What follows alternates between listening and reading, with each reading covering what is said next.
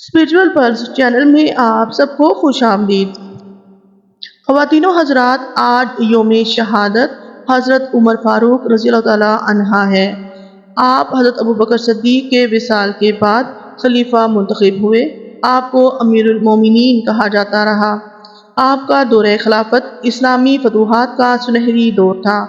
آپ کے دور میں شام، مصر، عراق اور ایران کے کئی علاقے فتح ہوئے۔ آپ نے اپنے عہد خلافت میں اسلامی حکومت کی حدود کو وسیع کیا۔ حضرت سیدنا عمر فاروق رضی اللہ تعالیٰ عنہ نے ایسا نظام ترتیب دیا جو آج تک پوری دنیا میں رائج ہے۔ آپ نے سن ہجری کا آغاز کیا، جیل کا تصور دیا، مؤذنوں کی تنخواہیں مقرر کیں، مسجدوں میں روشنی کا بندوبست کیا، پولیس کا محکمہ بنایا، دنیا میں پہلی بار دودھ پیتے بچوں، معذوروں، بیواؤں اور بے آسراؤں کے وظیفے مقرر کیے، فوجی چھاؤنیاں بنوائیں اور فوج کا باقاعدہ محکمہ قائم کیا، اور ناانصافی کرنے والے ججوں کو سزا دینے کا سلسلہ بھی شروع کیا، اور دنیا میں پہلی بار بااختیار لوگوں کا احتساب بھی شروع کیا۔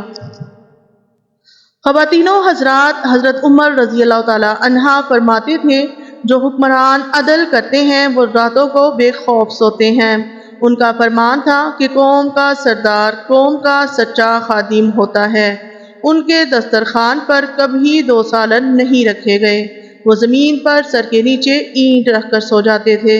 ان کے کرتے پر 14 پیوند تھے اور ان پیوندوں میں ایک سرخ چمڑے کا پیوند بھی تھا، اور آپ سب بہت اچھے سے جانتے ہیں کہ سعودیہ میں کتنی گرمی ہوتی ہے۔ آپ موٹا اور کھردرا کپڑا پہنتے تھے، انہیں نرم اور باریک کپڑے پسند نہیں تھے۔ آپ رضی اللہ تعالیٰ عنہ جب کسی کو گورنر بناتے تھے تو اسے نصیحت فرماتے، کبھی ترکی گھوڑے پر سوار نہ ہونا، باریک لباس نہ پہننا، چھنا ہوا آٹا نہ کھانا، دربان نہ رکھنا اور کسی فریادی کے آنے پر دروازہ بند نہ کرنا۔ حضرت عمر رضی اللہ تعالیٰ عنہ کا یہ فقرہ آج بھی انسانی حقوق کے چارٹر کی حیثیت رکھتا ہے۔ مائیں بچوں کو آزاد پیدا کرتی ہیں، تم نے کب سے انہیں غلام بنا لیا۔ وہ اسلامی دنیا کے پہلے خلیفہ تھے جنہیں امیر المومنین کا خطاب دیا گیا، اور دنیا کے واحد حکمران تھے جو فرمایا کرتے تھے، میرے دور میں اگر فرات کے کنارے کوئی کتا بھی بھوک سے مر گیا تو اس کی سزا مجھے بھگتنا پڑے گی۔ حضرت عمر فاروق رضی اللہ تعالیٰ عنہ نے اپنے دور میں جس خطے میں اسلام کا جھنڈا لہرایا، وہاں سے آج بھی اللہ اکبر کی صدائیں آتی ہیں، وہاں آج بھی لوگ اللہ تعالیٰ کے سامنے سجدہ کرتے ہیں۔ ان کا بنایا ہوا نظام دنیا کے 245 ممالک میں آج بھی کسی نہ کسی شکل میں موجود ہے۔ آج بھی جب کسی ڈاک خانے سے کوئی خط نکلتا ہے، پولیس کا کوئی سپاہی وردی پہنتا ہے، کوئی فوجی جوان 4 ماہ بعد چھٹی پر جاتا ہے، یا پھر حکومت کسی بچے، معذور، بیوہ یا بے آسرا شخص کو وظیفہ دیتی ہے، تو وہ غیر ارادی طور پر حضرت عمر رضی اللہ تعالیٰ عنہ کی عظیم ترین حکمرانی کو تسلیم کرتی ہے۔ آج بھی مشرکین یہ تسلیم کرتے ہیں کہ اسلام میں اگر ایک اور عمر ہوتا تو آج دنیا بھر میں صرف دین اسلام ہی نافذ ہوتا۔ حضرت عمر رضی اللہ تعالیٰ عنہ فرماتے ہیں کہ جب میں نے اسلام قبول کیا تو دار ارقم میں موجود مسلمانوں نے اس زور سے تکبیر بلند کی کہ اسے تمام اہل مکہ نے سنا۔ میں نے دریافت کیا، یا رسول اللہ صلی اللہ علیہ وآلہ وسلم، کیا ہم حق پر نہیں ہیں؟ فرمایا، کیوں نہیں، یقیناً ہم حق پر ہیں۔ میں نے عرض کی، پھر ہم پوشیدہ کیوں رہیں؟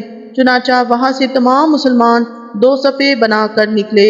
ایک صف میں حضرت حمزہ رضی اللہ تعالیٰ عنہ تھے اور ایک میں تھا، یعنی حضرت عمر فاروق رضی اللہ تعالیٰ عنہ۔ آپ بیان فرماتے ہیں کہ ہم اسی طرح مسجد حرام میں داخل ہوئے تو کفار کو سخت ملال ہوا۔ اس دن سے رسول کریم صلی اللہ علیہ وسلم نے مجھے فاروق کا لقب عطا فرمایا، کیونکہ اسلام ظاہر ہو گیا اور حق و باطل میں فرق پیدا ہو گیا۔ حضرت علی رضی اللہ تعالیٰ عنہ کا ارشاد ہے کہ عمر رضی اللہ تعالیٰ عنہ کے سوا کوئی شخص ایسا نہیں جس نے اعلانیہ ہجرت کی ہو۔ جس وقت حضرت عمر رضی اللہ تعالیٰ عنہ ہجرت کے ارادے سے نکلے، آپ نے تلوار حمائل کی، کمان شانے پر لٹکائی اور ہاتھ میں تیر پکڑ کر خانہ کعبہ کا طواف کیا۔ پھر وہاں موجود کفار قریش میں سے ایک ایک فرد سے الگ الگ فرمایا، تمہاری صورتیں بگڑیں، تمہارا ناس ہو جائے۔ ہے کوئی تم میں جو اپنی ماں کو بیٹے سے محروم، اپنے بیٹے کو یتیم اور اپنی بیوی کو بیوہ کرنے کا ارادہ رکھتا ہو، وہ آئے اور جنگل کے اس طرف آ کر مجھ سے مقابلہ کرے۔ میں اس شہر سے ہجرت کر رہا ہوں۔ کفار کو آپ کا مقابلہ کرنے کی جرأت نہ ہوئی۔ نبی آخر الزماں حضرت محمد مصطفیٰ صلی اللہ علیہ وسلم کا ارشاد گرامی ہے، اگر میرے بعد کوئی نبی ہوتا تو وہ عمر بن خطاب ہی ہوتے۔ آپ سے 539 احادیث مروی ہیں۔ آپ کی صاحبزادی حضرت حفصہ رضی اللہ تعالیٰ عنہا کو حضور صلی اللہ علیہ وسلم کی زوجہ ہونے کا شرف حاصل ہے۔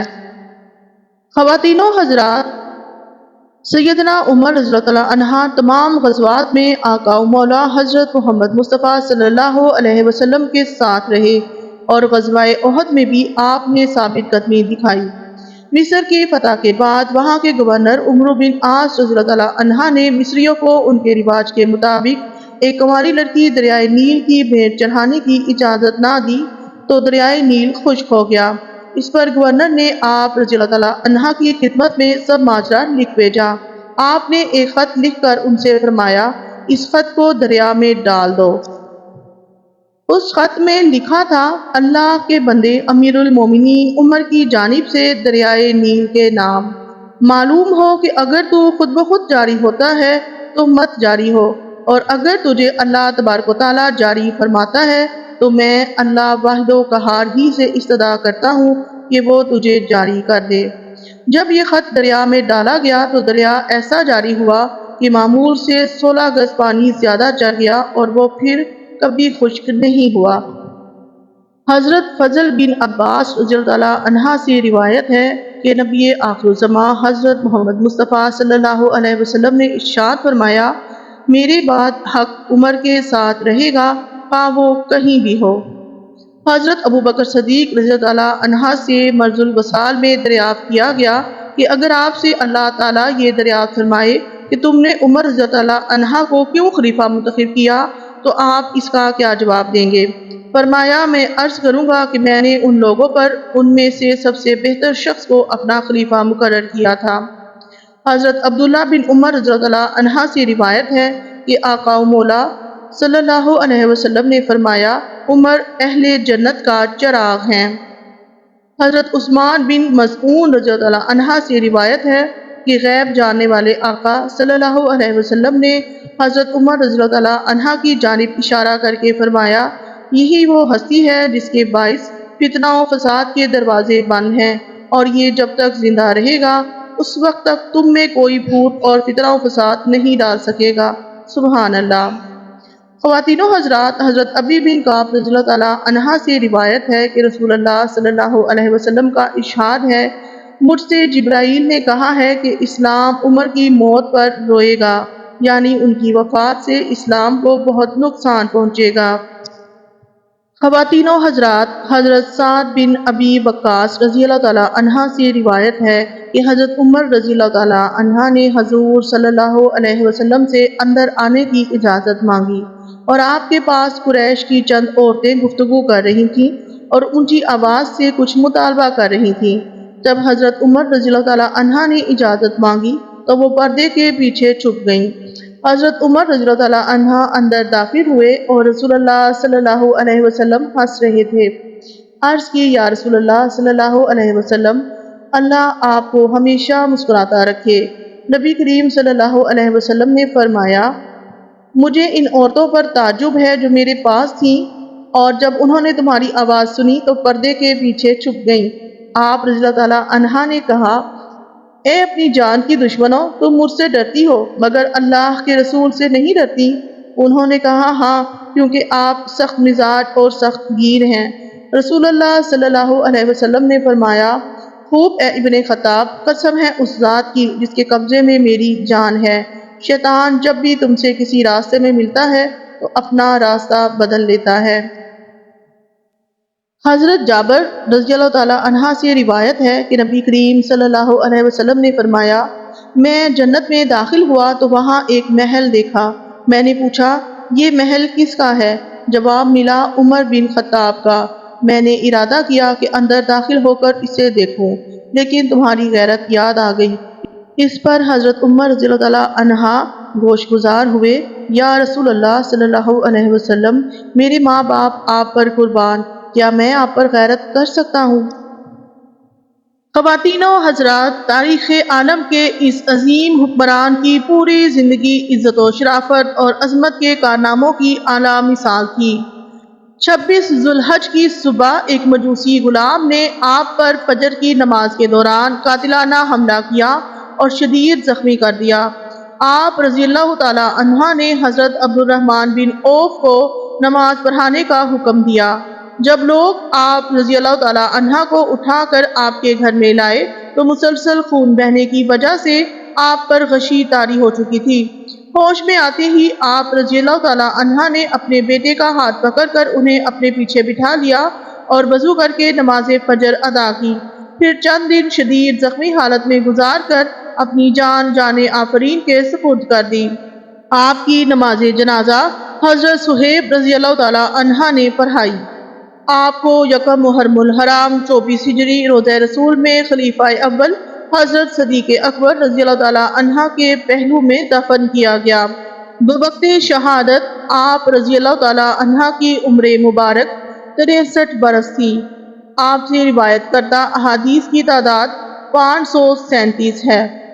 خواتین و حضرات، حضرت سیدنا عمر فاروق رضی اللہ تعالیٰ عنہ حق بات میں نرم رہتے تھے اور دین کو نافذ کرنے میں کسی کی رعایت نہیں فرماتے تھے، لیکن یہ یاد رہے کہ اس ہیبت و جلال کے باوجود صحابہ کرام رضی اللہ تعالیٰ عنہ حضرت عمر فاروق رضی اللہ تعالیٰ عنہ کے پاس ہمیشہ حاضر ہوتے، ان کے ساتھ مجلس و محفل میں شریک ہوتے تھے اور باہم مشورہ کیا کرتے تھے، یہاں تک کہ خود حضرت عمر رضی اللہ تعالیٰ عنہ فرماتے تھے کہ جب تک تم کچھ نہیں کہو گے تمہارے لیے کوئی بھلائی نہیں، اور جب تک میں تمہاری بات نہ سن لوں میرے لیے کوئی بھلائی نہیں۔ اللہ پاک کی ان پر رحمت ہو اور ان کے صدقے ہماری مغفرت ہو، آمین ثم آمین۔